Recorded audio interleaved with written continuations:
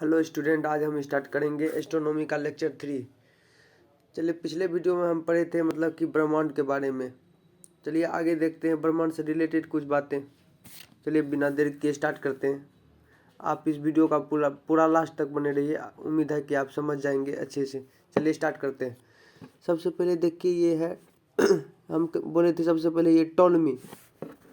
अब देखिए टॉलमी ने कहा था कि अर्थ का चक्कर लगाता है सन। टॉलमी ने क्या कहा था? अर्थ का चक्कर सन लगाता है, जिसे कोपरनिकस ने काट दिया।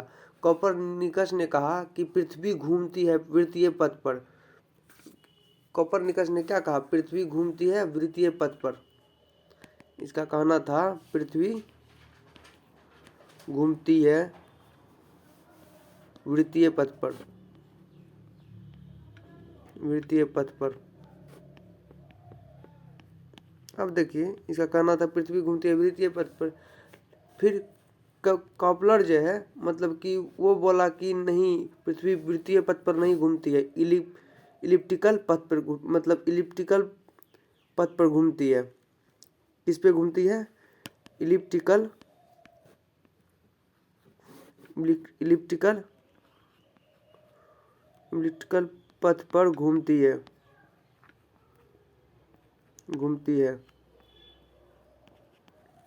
गैलीलियो ने टेलीस्कोप बनाकर इसे सिद्ध कर दिया। गैलीलियो ने मतलब सबसे पहले टॉलमी ने कहा कि अर्थ जो है मतलब कि अर्थ का चक्कर सन लगाता है, मतलब कि सूर्य जो है हमारा वो पृथ्वी का चक्कर लगाता है, लेकिन कोपरनिकस ने उसे काट दिया।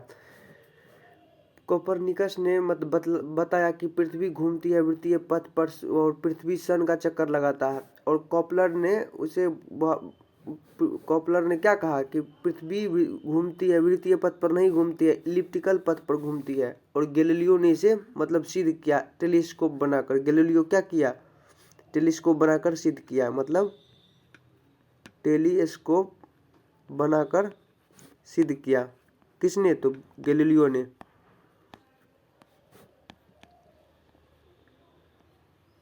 सिद्ध किया, जैसे कि आप समझ गए, सिद्ध किया गैलीलियो ने। अब देखिए हब्बल एक दूरबीन है। क्या है? हब्बल एक दूरबीन है जिसे ब्रह्मांड को देखा था। इसने मतलब कि ब्रह्मांड को देखा जाने वाला एक दूरबीन है। हब्बल एक दूरबीन है जिसे ब्रह्मांड को देखा था, जिनसे पता चला कि ब्रह्मांड क्या एक्सपेंड कर रहा है, मतलब ब्रह्मांड बढ़ रहा है। मतलब कि हब्बल एक दूरबीन है जिससे ये देखा गया कि जब हब्बल को बनाने के बाद जब उसे पहली बार देखा गया तो उससे ये पता चला कि ब्रह्मांड जो है बढ़ रहा है, मतलब एक्सपेंड कर रहा है, मतलब वो और ज़्यादा विस्तारित हो रहा है, विस्तृत हो रहा है, मतलब ब्रह्मांड जो है हमारा मतलब कि बढ़ रहा है। इससे ये पता चला। हब्बल एक दूरबीन है जिससे ब्रह्मांड को देखा था, जिनसे पता चला कि ब्रह्मांड एक्सपेंड कर रहा है यानी बढ़ रहा है। आप इसे नोट डाउन कर लो। चलिए आगे देखते हैं। अब देखिए यहाँ पे जैसे ये प्रकाश वर्ष है यानी लाइट ईयर। प्रकाश वर्ष का मतलब ये हुआ कि प्रकाश यानी दूरी एक साल में कितना तय कर सकता है। मतलब ये जो है मतलब प्रकाश वर्ष लाइट यानी लाइट एक साल में कितना दूरी तय कर सकता है, यानी दूरी एक साल में प्रकाश कितनी दूरी तय कर सकता है, यानी एक साल में कितनी दूरी तय कर सकता है।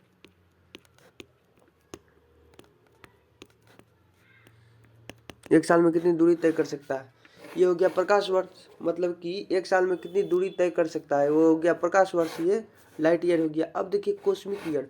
कॉस्मिक ईयर क्या कहते हैं? कॉस्मिक ईयर जैसे कि अब देखिए कॉस्मिक ईयर ये समय को दर्शाता है। कॉस्मिक ईयर ये किसको दर्शाता है? ये किसको दर्शाता है? समय को दर्शाता है। ये समय को दर्शाता है, समय को दर्शाता है कॉस्मिक ईयर। अब देखिए यहाँ पे कहने का मतलब ये समय को दर्शाता है।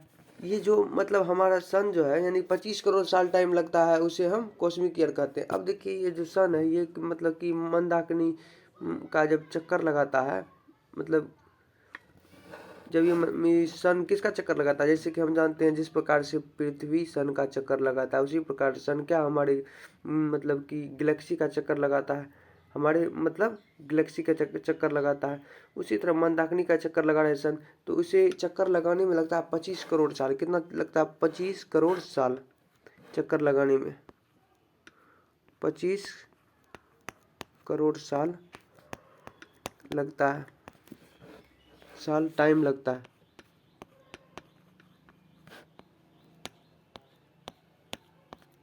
25 करोड़ साल टाइम लगता है। उसे हम क्या कहेंगे? कॉस्मिक ईयर कहेंगे, जिसे हम कॉस्मिक ईयर कहेंगे, कॉस्मिक ईयर कहेंगे। अब देखिए यहाँ पे ये टाइम पे आधारित है। ये किस पे आधारित है? टाइम पे आधारित है।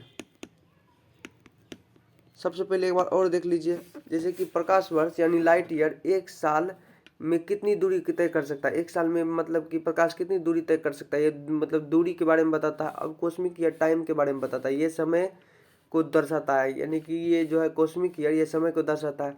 क्योंकि जिस प्रकार पृथ्वी जो है सन का चक्कर लगाता है, उसी प्रकार सन किसका चक्कर लगाता है? हमारे गैलेक्सी का चक्कर लगाता है, यानी हमारे मतलब मंदाकिनी का चक्कर लगाता है।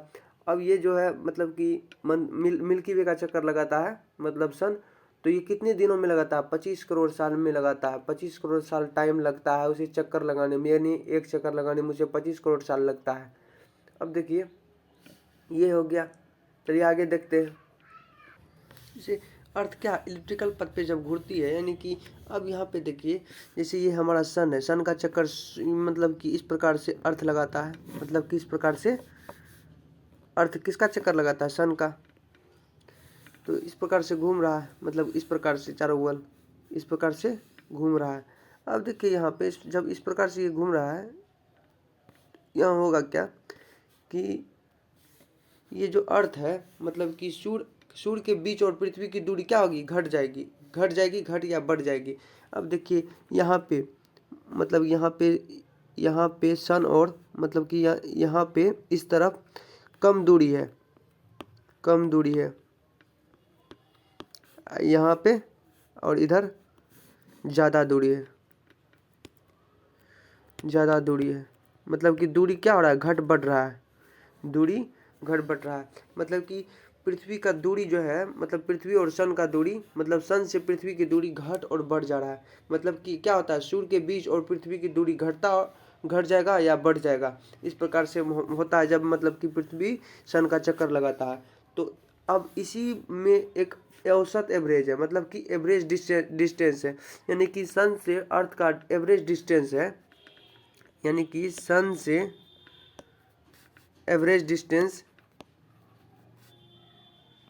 एवरेज डिस्टेंस कितना होगा? एवरेज डिस्टेंस हो जाएगा आपका 14.96 किलोमीटर, यानी कि 14.96 करोड़ किलोमीटर। और इसको हम 15 करोड़ भी बोल सकते हैं। 14.96 को क्या बोलेंगे? 15 करोड़ किलोमीटर, 15 करोड़ किलोमीटर, इसको इस प्रकार से बोल सकते हैं। ये हो गया आपका। यहाँ पे क्या हो गया? यहाँ पे दूरी घट जाएगा, यहाँ पे कम हो जाएगा, यानी कि ये दूरी यहाँ पे मतलब कि अर्थ और सन का क्या होगा? ये दोनों का दूरी यहाँ पे घट जाएगी, घट जाएगा, और यहाँ पे बढ़ जाएगा। यहाँ पे दूरी क्या होगा? बढ़ जाएगा। इस प्रकार से यहाँ पे दूरी बढ़ जाएगा और यहाँ पे कम हो जाएगा। तो यानी 14.96 है। मतलब सन से एवरेज डिस्टेंस कितना है? मतलब अर्थ का 14.96 करोड़ किलोमीटर, यानी कि 15 करोड़ किलोमीटर। चलिए मतलब कि ये हो गया। चलिए आगे देखते हैं। अब देखिए जैसे कि आपको पता चला कि यहाँ पे दूरी क्या होगा? मतलब कि बढ़ जाएगा, यानी कि सन से अर्थ का दूरी क्या होगा? मतलब यहाँ पे बढ़ जाएगा और इधर घट जाएगा। क्या होगा? इधर घट जाएगा। तो यानी कि इस घटने बढ़ने को हम क्या नाम देते हैं? देखिए पृथ्वी और सूर्य के बीच की दूरी अगर बढ़ जाए तो उसे हम कहते हैं अपसौर, यानी कि इसको हम कहेंगे अपसौर, इधर। मतलब कि जब सन से अर्थ की दूरी बढ़ जाए तो हम कहेंगे अपसौर, यानी इसको इंग्लिश में बोलते हैं मतलब कि एपीहेलियन, इंग्लिश में इसे कहते हैं एपीहेलियन, एपीहेलियन। उसी प्रकार जब सन का मतलब कि सन का दूरी पृथ्वी से कम हो जाए, मतलब कि सन का दूरी क्या होगा, मतलब कि सन और पृथ्वी का दूरी कम हो जाए, मतलब कि एज कम्पेयर टू दिस, मतलब कि यहाँ ये मतलब कि जब सूर्य की दूरी मतलब कि सूर्य और पृथ्वी की दूरी जब बढ़ जाए तो उसे कहते हैं एपीहेलियन यानी अपसौर कहते हैं। यानी कि जब सन की दूरी अर्थ से कम हो जाए तो उसे कहते हैं, यानी कि इसको बोलते हैं उपसौर। क्या बोलते हैं इसे? उपसौर। उपसौर। अब देखिए उपसौर कहते हैं, इसको इंग्लिश में कहते हैं पेरीहेलियन। इसको इंग्लिश में कहते हैं पेरीहेलियन। मतलब आप समझ गए, मतलब कि अगर सन से अर्थ की दूरी बढ़ जाए तो उसे कहते हैं हम अपसौर। क्या कहते हैं? अपसौर। उसे हम कहते हैं अपसौर। उसे हम अपसौर कहते हैं। अगर उसको इंग्लिश में कहते हैं एपीहेलियन। एपीहेलियन। अगर सन से अर्थ की दूरी कम हो जाए तो उसे कहते हैं उपसौर यानी पेरीहेलियन। इंग्लिश में क्या कहते हैं उसे? पेरीहेलियन। इस प्रकार से चलिए आगे देखते हैं। जैसे इस प्रकार से अब जैसे समझ गए। अब देखिए उपसौर यानी एपीहेलियन और पेरीहेलियन को मिलाने वाला लाइन को हम क्या बोलते हैं? एपीसाइड लाइन। क्या बोलते हैं? एपीसाइड लाइन। अब देखिए हम यहाँ पे उसको हिंदी में लिख देते हैं, जैसे कि ये एक लाइन है। लाइन ड्रॉ करते हैं सबसे पहले। चलिए एक लाइन ड्रॉ करते हैं। ये एक लाइन हो गया। यहाँ पे जैसे सन सन हो गया सन। अब देखिए यहाँ पे ये इधर अर्थ हो गया, इधर भी अर्थ हो गया। इधर दूरी ज़्यादा है अर्थ का, इधर कम है। ये इस प्रकार से, मतलब इस प्रकार से इधर ज़्यादा है, इधर कम है। अब देखिए यहाँ पे ये सन हो गया। मतलब कहने का मतलब यहाँ पे देखिए अब अच्छे से, अगर इन दोनों में मतलब कि उपसौर, इसको तो हम समझ गए कि कम दूरी वाले को क्या कहते हैं? उपसौर। उपसौर कहते हैं। और अधिक दूरी वाले को क्या कहते हैं? अपसौर। आप इस प्रकार से भी समझ सकते हैं। जैसे कि मुख्यमंत्री से मतलब नीचे पद को, यानी कि अगर किसी का पद गिराना होता है तो उसका मतलब कि उसमें उप लगा देते हैं। जैसे कि उप मुख्यमंत्री, ये मुख्यमंत्री से क्या है? छोटा है। उसे उपराष्ट्रपति, मतलब राष्ट्रपति से मतलब कि किसी पद को अगर छोटा करना हो, यानी कि समझ लीजिए छोटा शब्द जो है उप का उप से डिनोटेट करते हैं, और बड़ा बड़ा शब्द मतलब कि शब्द जो है अप से डिनोटेट करता है। जैसे कि इसमें अप मतलब अपस्वर हो गया, ये अपस्वर हो गया, इसमें उपस्वर हो गया। इसको हम इंग्लिश में क्या बोलते हैं? उपस्वर को। उपस्वर को इंग्लिश में बोलते हैं पेरीहेलियन। क्या बोलते हैं इसको? हम इसको बोलते हैं पेरीहेलियन। इसको इंग्लिश में पेरीहेलियन बोलते हैं, इसको हम बोलते हैं एपीहेलियन।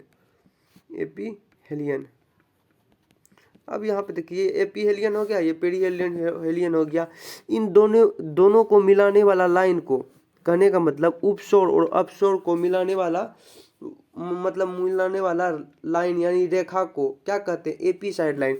यानी कि ये दोनों का जो मिलाने वाला जो रेखा है, मतलब कि उपस्वर और अपस्वर को मिलाने वाला जो ये रेखा है उसे हम कहते हैं एपीसाइड लाइन। यानी कि उपस्वर और अपस्वर को मिलाने वाले रेखा को हम कहते हैं एपीसाइड लाइन। आप समझ गए होंगे, मतलब कि उपस्वर और अपस्वर को मिलाने वाले लाइन को हम क्या कहते हैं? एपीसाइड लाइन। और उपस्वर को हम इस उपस्वर क्यों बोलते हैं? क्योंकि सन से इसका मतलब पृथ्वी का दूरी कम है यहाँ पे, इसलिए इसमें उप लगा दिए, यानी कि उपस्वर हो गया। उसी तरह सन से जब अर्थ की दूरी अधिक हो जाएगा तो उसमें यानी कि अपस्वर हो जाएगा, यानी कि इसको हम बोलेंगे अपस्वर। मतलब कि सन से पृथ्वी की दूरी अधिक हो जाएगा तो बोलेंगे अपस्वर, और सन से जब अर्थ की दूरी कम हो जाएगा तो बोलेंगे इसको उपस्वर। यानी कि इंग्लिश में इसको पेरीहेलियन बोलेंगे और अपस्वर को इंग्लिश में बोलेंगे एपीहेलियन। और मतलब कि उपस्वर और अपस्वर को मिलाने वाला रेखा को हम कहते हैं एपीसाइड लाइन। इसको क्या कहते हैं? दोनों को मिलाने वाले लाइन को क्या बोलते हैं? एपीसाइड लाइन। एपीसाइड लाइन। इस प्रकार से चलिए आगे देखते हैं। अब देखिए यहाँ पे जैसे कि ये हो गया आपका भारत। ये क्या हो गया यहाँ पे?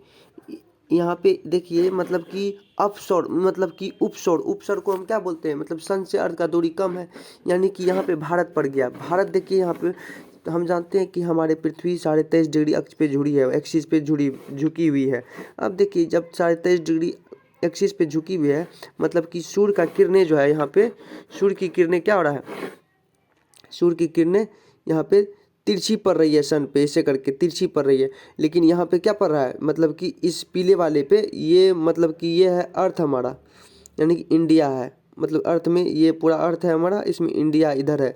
यानी कि सूर्य की किरणें यहाँ पे तिरछी पड़ रही है, यानी यहाँ पे ये किरणें क्या पड़ रही है, तिरछी पड़ रही है। जब कि सूर्य की किरणें जब तिरछी पड़ेगी तो समझ लीजिए कि वहाँ पे ठंडी होगी, मतलब कि यहाँ पे अभी ठंडी है, इंडिया में ठंडी है, ये मतलब कि ठंडी है, इस तरह से समझ लीजिए मतलब। और यहाँ पे जब ऑस्ट्रेलिया में यहाँ पे सूर्य की किरणें डायरेक्ट पड़ रही है, मतलब सीधे पड़ रही है, तो यहाँ पे गर्मी होगी। कहने का मतलब हम ये बोल सकते हैं, जब इंडिया में गर्मी होती है, मतलब कि मतलब कि जुलाई में, मतलब जब गर्मी होती है, मतलब पूरे भीषण गर्मी होती है, सर्दी मतलब गर्मी, जब मतलब इंडिया में बहुत ज़्यादा गर्मी होती है तो ऑस्ट्रेलिया में क्या होता है, बहुत ज़्यादा ठंडी होती है। कि इस प्रकार से देखिए, अब देखिए यहाँ पे कहने का मतलब, यहाँ पे इंडिया देखिए, यहाँ पे इंडिया पे सीधी मतलब कि सीधी मतलब कि लाइट पड़ रही है सूर्य की, मतलब दूर है लेकिन सीधे लाइट पड़ रहा है इंडिया पे। इसलिए यहाँ पे जुलाई के यहाँ पे जुलाई आता है उस महीने में, और जुलाई में बहुत ज़्यादा गर्मी होता है। यहाँ पे जो है ना, मतलब कि सूर्य से मतलब कि पृथ्वी मतलब इंडिया पे जो है ना डायरेक्ट, मतलब सूर्य से इंडिया पे डायरेक्ट प्रकाश पड़ रहा है, इसलिए यहाँ पे गर्मी होगा। और यहाँ पे मतलब कि जो ऑस्ट्रेलिया है यहाँ पे है, यहाँ पे ऑस्ट्रेलिया पे तिरछी पड़ रही है, तिरछी प्रकाश, तिरछी प्रकाश तो हम जानते हैं कि क्यों, मतलब तिरछी प्रकाश जहाँ पे पड़ता है वहाँ पे क्या होता है, ठंडी होता है। तिरछी प्रकाश पड़ने पर ठंडी होती है, ठंडी मौसम होता है, ठंडी मौसम हो ठंडी मौसम होती है। इस तरह से हो गया। चलिए अब समझ गए आप, मतलब कि जब सूर्य की प्रकाश डायरेक्ट पड़ेगा तो गर्मी, जब तिरछी पड़ेगा तो ठंडी, यानी कि इस प्रकार से आप यहाँ पे कन्फ्यूज नहीं होइएगा यहाँ पे। जिस प्रकार से मतलब कि जब उपसौर में, मतलब कि जब पृथ्वी से मतलब सन से जब अर्थ की दूरी कम होती है, यानी कि तो यहाँ पे सूर्य मतलब कि इस ओर रहता है, मतलब कि मतलब सूर्य जो मतलब अपने जगह पे मतलब कि घूम रही है और अर्थ अपनी जगह पे घूम रही है, यानी कि सूर्य से डायरेक्ट प्रकाश किस पे गिर रही है, ऑस्ट्रेलिया पे गिर रही है। इसलिए ठंडी के मौसम में मतलब कि हम भारत में जब ठंडी होगी तो ऑस्ट्रेलिया में मतलब गर्मी होगी। कहने का मतलब जब सूर्य की प्रकाश भारत पे तिरछी गिर रही है, यानी कि उपसौर में, यानी पेरीहेलियन में, मतलब कि इस वाले स्टेट में, तब यहाँ पे मतलब कि यहाँ पे तिरछी गिर रही है प्रकाश, तो मतलब कि यहाँ इंडिया में ठंडी होगी। यानी कि बोल सकते हैं 1 जनवरी, इस समय में 3 जनवरी बोल सकते हैं, 3 जनवरी या 1 जनवरी। अब यहाँ पे मतलब कि 3 जनवरी में मतलब कि सूर्य के प्रकाश तिरछी गिरती है यहाँ पे इंडिया में, तो यहाँ पे ठंडी हो गया। और यहाँ पे मतलब कि डायरेक्ट गिर रही है तो यहाँ ठंडी हो गया। अगर मतलब कि ऑस्ट्रेलिया में क्या है, गर्मी,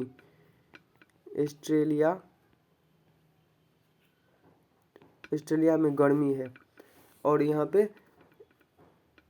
सूर्य के प्रकाश इंडिया पर डायरेक्ट पड़ रही है, और ये मतलब कि इस पे मतलब ऑस्ट्रेलिया पे तिरछी पड़ रही है, इसलिए ऑस्ट्रेलिया में ठंडी है। गर्मी के दिनों में मतलब जब इंडिया में गर्मी होगा तो ऑस्ट्रेलिया में ठंडी होगा, और ऑस्ट्रेलिया में जब ठंडी होगा तो इंडिया में गर्मी होगा। इस प्रकार से इस प्रकार से। चलिए एग्जाम में अगर इस प्रकार से क्वेश्चन बहुत बार पूछा जाता है, मतलब कि एसएससी एग्जाम में इस प्रकार से क्वेश्चन बहुत बार पूछा जाता है, जैसे कि किस देश में क्रिसमस गर्मी के दिनों में मनाया जाता है, किस देश में। अब देखिए किस देश में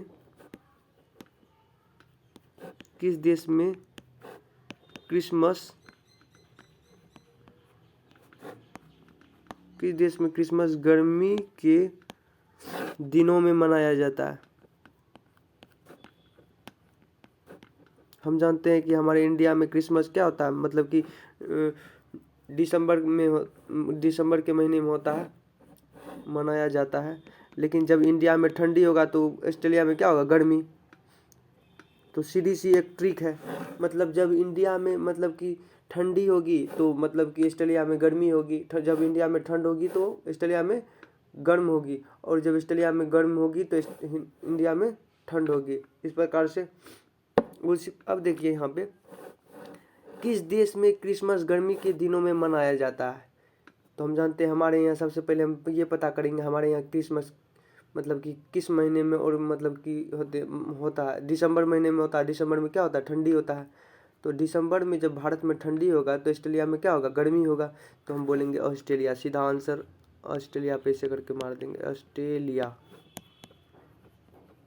Australia, Australia, that is the right answer, this is the right answer. अब देखिए ये हो गया, किस देश में क्रिसमस गर्मी के दिनों में मनाया जाता है? ऑस्ट्रेलिया, ऑस्ट्रेलिया में। आप समझ गए? चलिए आगे देखते हैं। अब यहाँ देखिए, जैसे कि हम जानते हैं कि हमारे इस ब्रह्मांड में, मतलब कि हमारे इस पूरे ब्रह्मांड में मतलब लगभग 100 अरब यानी कि गैलेक्सी है। 100 अरब गैलेक्सी, यानी कि एक गैलेक्सी में 100 अरब तारे हैं। एक गैलेक्सी में 100 अरब तारे हैं। उसी प्रकार हमारे इस ब्रह्मांड में 100 अरब गैलेक्सी हैं। अब देखिए हमारे इस ब्रह्मांड में, जैसे कि ये जो मतलब कि ये जो हमारा ब्रह्मांड यानी कि मंदाकिनी, अब यहाँ पर देखिए मंदाकिनी है, मतलब कि ये जो गैलेक्सी है, मतलब कि ये जो हमारे ब्रह्मांड है, मतलब कि ये जो गैलेक्सी है यानी कि हमारा यूनिवर्स जो है, मतलब मंदाकिनी। अब यहाँ पे देखिए, मतलब कि ये हो गया हमारा सन। ये क्या हो गया हमारा? ये हो गया हमारा सन। और ये हो गया क्या? Proxima Centauri. अब देखिए ये हमारा प्रोक्सिमा सेंचुरी हो गया, ये हमारा सन हो गया। ये क्या हो गया? ये साइरस, इसको हम बोलेंगे साइरस। ये सबसे ज़्यादा चमकीला तारा है। साइरस सबसे ज़्यादा चमकीला तारा है, चमकीला तारा है, चमकीला तारा है। अब देखिए साइरस जो है सबसे ज़्यादा चमकीला तारा। हम अगर मतलब कि अगर किसी एग्जाम में पूछा जाएगा कि मतलब कि सबसे मतलब हमारा सबसे नज़दीकी तारा कौन है, तो हमारा सबसे नज़दीकी तारा सूर्य है। हमारा सबसे नज़दीकी तारा कौन है? सन है। हमारा दूसरा सबसे नज़दीकी तारा कौन है? तो प्रोक्सिमा सेंचुरी। कौन है? Proxima Centauri. इस मतलब कि हमारे ब्रह्मांड में सबसे मतलब चमकीला तारा कौन है, यानी कि सबसे चमकीला तारा कौन है? तो साइरस। साइरस को एक नाम से और जानते हैं, उसको हम डॉग स्टार भी कहते हैं। क्या कहते हैं? Dog star. आप ये देख लो, ये नोट कर लो। जैसे कि हमारे मंदाकिनी में मतलब कि हमारे सबसे करीबी तारा है सन, और हमारा दूसरा सबसे करीबी मतलब कि तारा कौन है? Proxima Centauri. हमारा सबसे इस ब्रह्मांड में सबसे चमकीला तारा कौन है? तो साइरस, यानी चमकीला तारा है ये। इसे हम डॉग स्टार के नाम से जानते हैं। अगर हम ये पूछे कि सूर्य से सबसे करीबी तारा कौन है, सूर्य से सबसे करीबी तारा, यहाँ पे आप कंफ्यूज नहीं होइएगा, मतलब कि जिस प्रकार से मैं बता दे रहा हूँ। जैसे कि सन से करीबी तारा होगा प्रोक्सिमा सेंचुरी। अगर एग्जाम में इस तरह से पूछेगा हमारा सबसे करीबी तारा कौन है, तो सन है। सन से सबसे करीबी तारा प्रोक्सिमा सेंचुरी। अगर एग्जाम में इस प्रकार से पूछेगा हमारा दूसरा सबसे करीबी तारा, तो प्रोक्सिमा सेंचुरी। पहला कौन? तो सन। हमारा पहला कौन तारा? तो सन। दूसरा मतलब सबसे करीबी तारा, तो प्रोक्सिमा सेंचुरी। हमारे इस ब्रह्मांड में सबसे चमकीला तारा, तो साइरस। हमारा इस ब्रह्मांड में सबसे चमकीला तारा साइरस। साइरस को हम एक नाम से और जानते हैं, ये चमकीला है। इसे डॉग स्टार से भी डॉग स्टार के नाम से भी जानते हैं। चलिए आगे देखते हैं। अब देखिए हमारे इस गैलेक्सी में, ये गैलेक्सी है, ये जो गैलेक्सी है हमारा, यानी इसका नाम है मंदाकिनी या दुग्ध मेखला या मिल्की वे, कुछ भी बोल सकते हैं। मंदाकिनी समझ लीजिए। यानी मिल्की वे का सबसे करीबी आकाशगंगा कौन है? मिल्की वे का सबसे करीबी आकाशगंगा कौन है? तो सबसे करीबी आकाशगंगा कौन है? तो देवयानी। इसको हम क्या कहेंगे? देवयानी। देवयानी।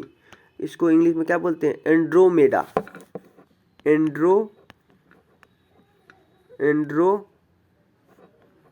एंड्रोमेडा। कहने का मतलब हमारा सबसे करीबी आकाशगंगा, यानी कि मतलब इस गैलेक्सी से सबसे करीबी आकाशगंगा